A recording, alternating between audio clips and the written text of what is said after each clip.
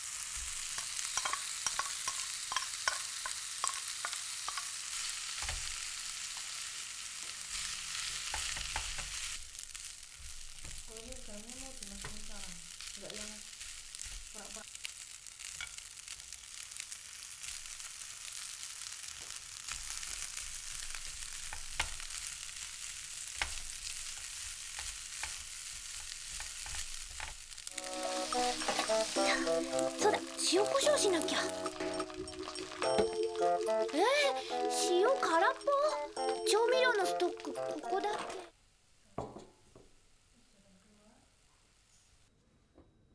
け。でしょ。ほら、あるじゃないの。あれ。じゃあコショウは？胡椒だってここに。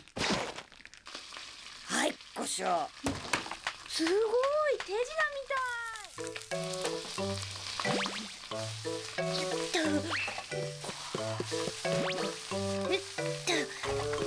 あ、そうだ、胡椒入れなきゃ。あれ、もうちゃんと蓋閉めとかないから固まっちゃってるよ。あーもう、今度は何？胡椒が出ないの。ちょっと貸してごらん。割れちゃうって。ほら、こうやれば。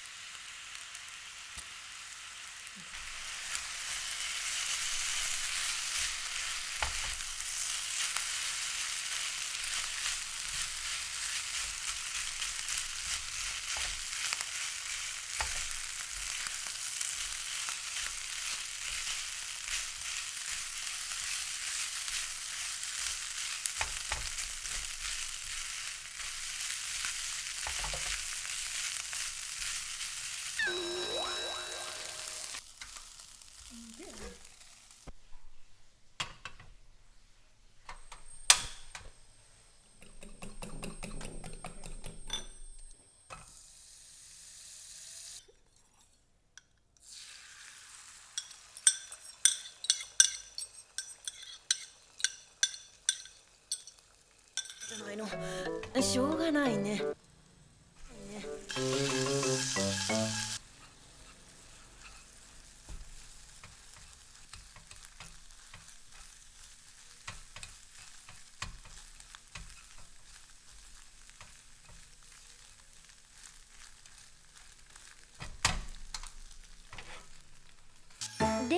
気がついたらこれが出来上がってて。